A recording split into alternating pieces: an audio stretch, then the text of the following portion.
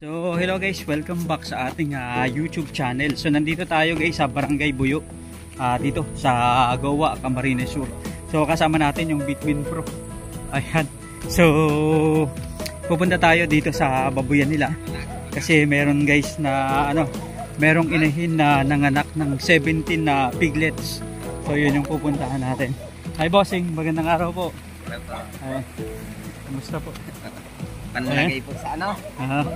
Masarap yan. So ayun na si Sir Paulo. Punta tayo doon.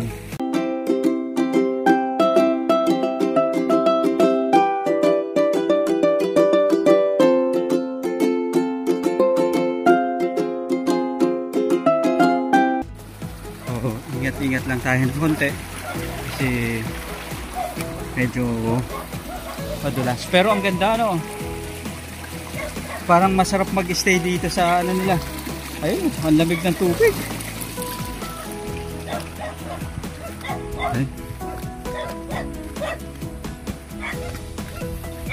Ito taniman rin guys ng ng mga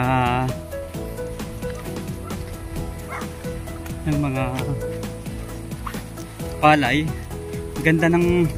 Maganda yung patubig nyo dito Oo.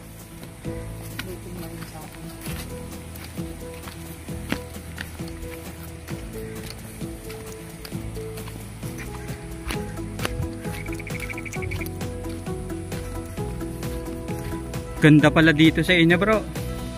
Maganda. So hello guys, welcome back sa ating YouTube channel at Facebook page na rin. So 2024 is coming. Ayun, swerte sa lahat ng mga backyard hog racer, commercial hog racer, mga magbababoy sa buong Pilipinas. Ayan, so nandito tayo sa Barangay Buyo, Camarines Sur, Goa. Ayan, napakaganda. Ayan talagang elevated. May nadaanan pa kaming ilog. Talagang, ayun, kitang-kita pa pala yung dagat dito. Ayun sa kabila. So, eto guys, pupunta natin yung isang katropa dahil merong 17 piglets. Ang swerte Kapag ganon 17 piglets nanganak yung inahin mo, talagang wow, mapapawaw ka. So, tara, pasyalan natin, puntahan natin. Paano ba nila inaalagaan yan? Para pampaswerte ngayong 2024. Ayun, mga katropa, let's go. So, eto, pupuntahan natin. May mga taniman pa sila ng daming manok na alaga pa pala dito. So, eto. Ayan. So, tangkal nila. Boss, magandang araw po. Ayun. Magandang araw, sir. Ayun, eto pala si Sir. Kumusta po? Anong pangalan niyo, Sir? Paulo Abay. Paulo Abay. Tapos si Sir Ber Valenzuela po. Si Sir Ber Valenzuela. Ayun. So, mga taga-Goa, Ang ganda. Sir, etong baboy nyo, ilan yung anak? 17 po. 17. Ang laki pala ng inahin, Talagang maganda. Kailan po ito nanganak, Sir? 27 po, December 27. December 27 ng madaling araw. Tapos ito yung mga piglets niya, 3 days. Pang 3 days niya na. So, ito Sir, 17 yung anak. Ilang oras yung inabot ng panganganak? Medyo matagal po kasi prumiyong panganak. 12 hours. Unang anakan itong baboy na to. Ibig sabihin, boss, dati ba may nilalagyan nyo na ng yung anong tawag dyan, dayami, Oo. Nilagyan nyo na ng dayami yan o wala pa? Wala pa. Nilagyan yan dayami kasi para sa biik. Para sa piglets. Pero dati wala siyang wala siyang dayami. Kumusta naman po yung pagbabantay nyo yung habang nanganganak itong mommy pig? Ayos lang naman po. Matuloy-tuloy naman yung panganak niya. Opo. Ganda, Ito, Sir, ano yung mga ginawa nyo pagkatapos ng manganak o before siya na manganak yung baboy? Hindi kami nang lutalize.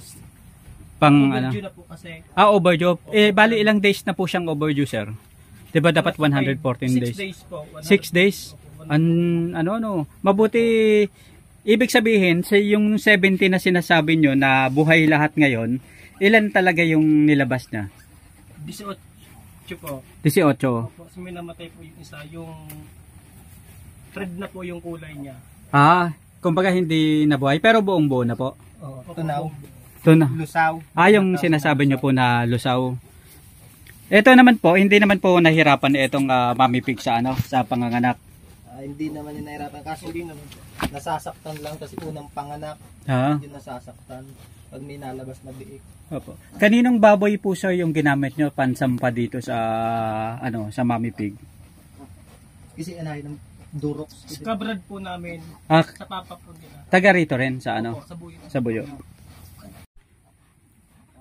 Ibig sabihin sir, 6 days o 7 days nang lampas sa ano no?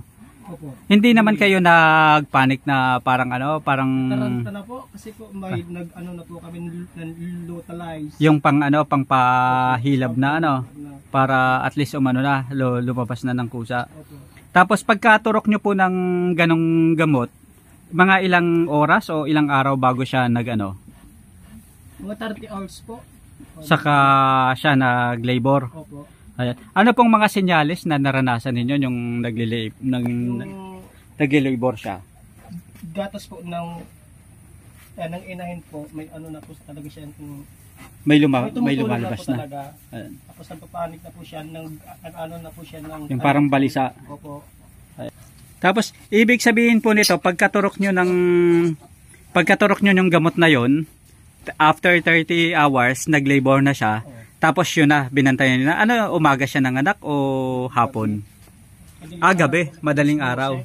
Tapos natapos po yung panganganak niya, mga anong ano po?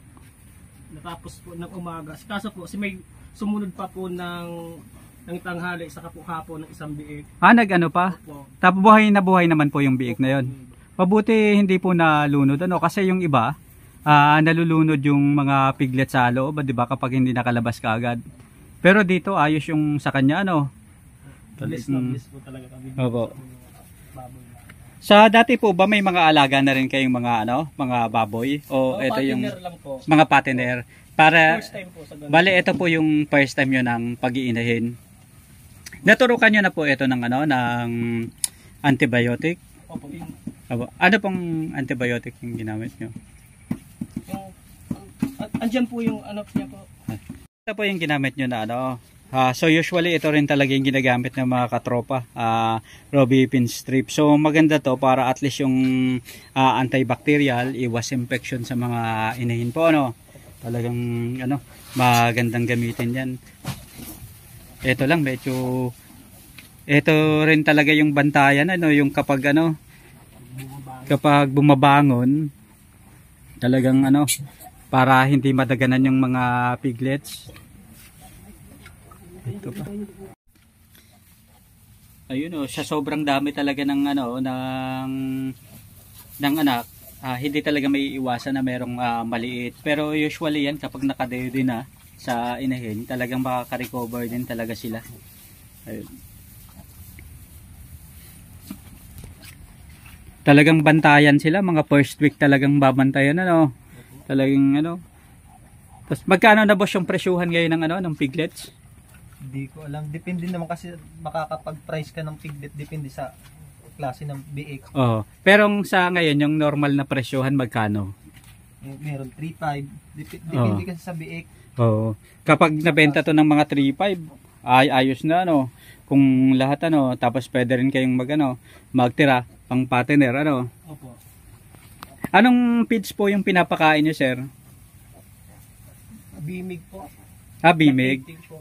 Lactating. Ayos yun talagang makaka-recover yung inahin. At least ayos naman yung health ng inahin talagang parang normal pa rin So eto boss binawasan nyo ba yung pakain sa kanya?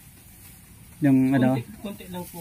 Konti lang muna para maka-recover siya Tapos hanggang sa padagdag na ng padagdag.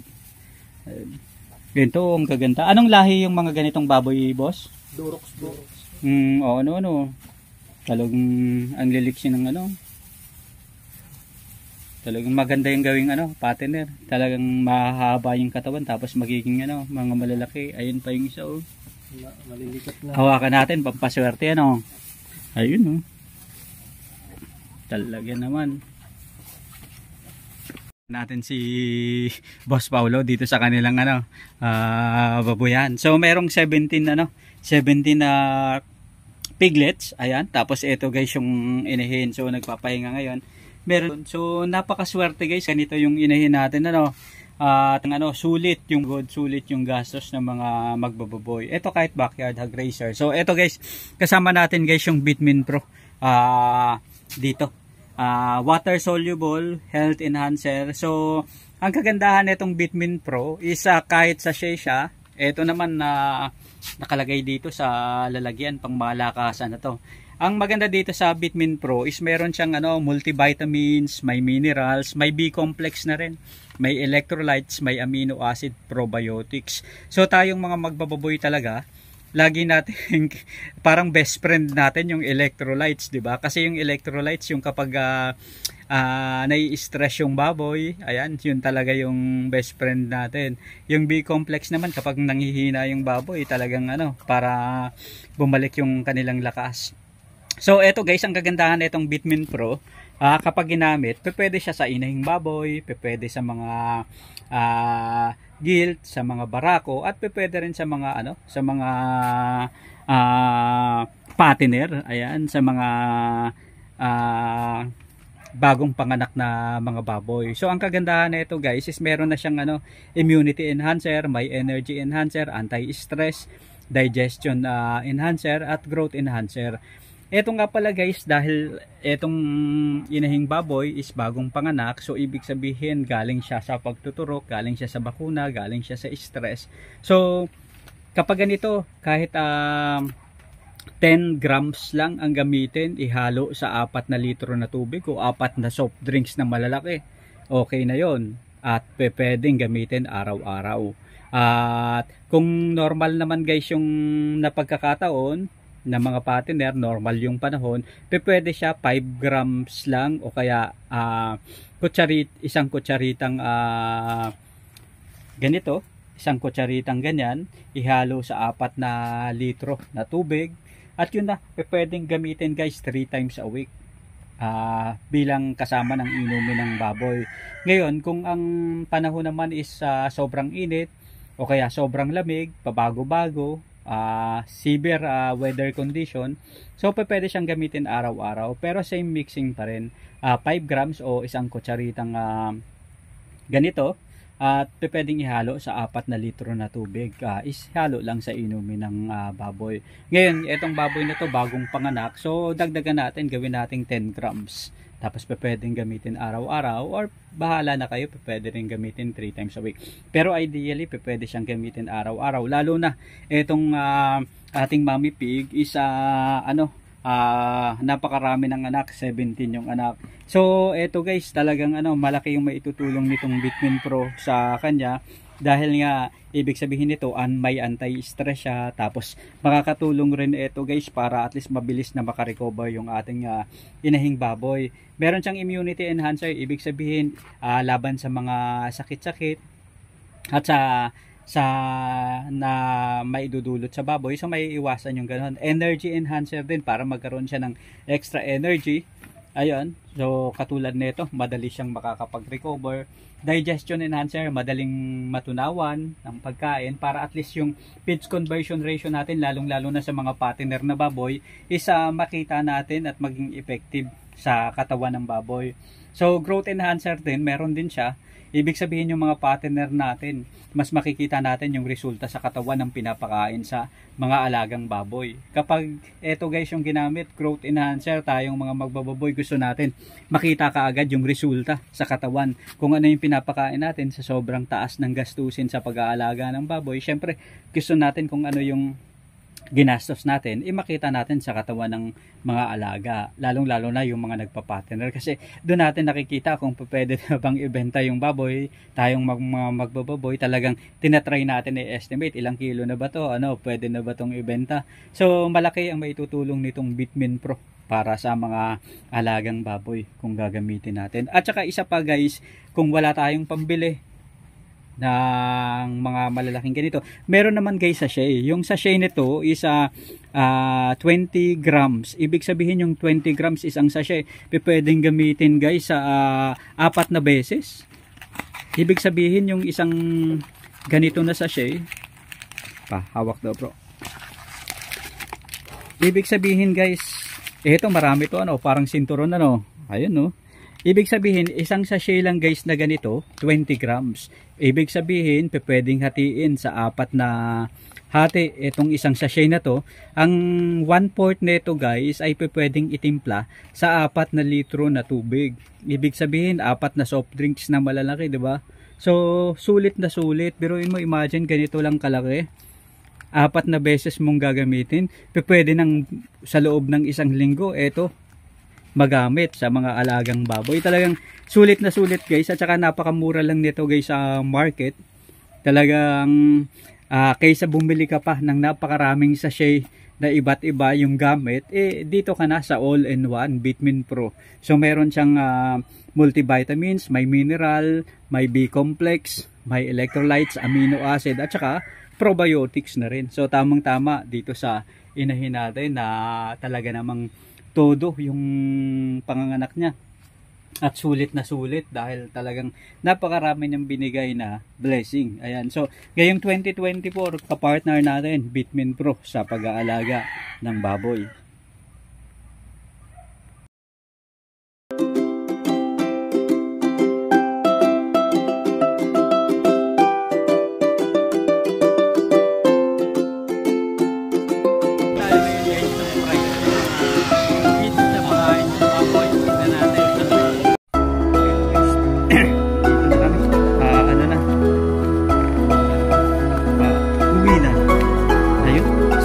Ganda yung nakita natin guys na ano, nababuyan.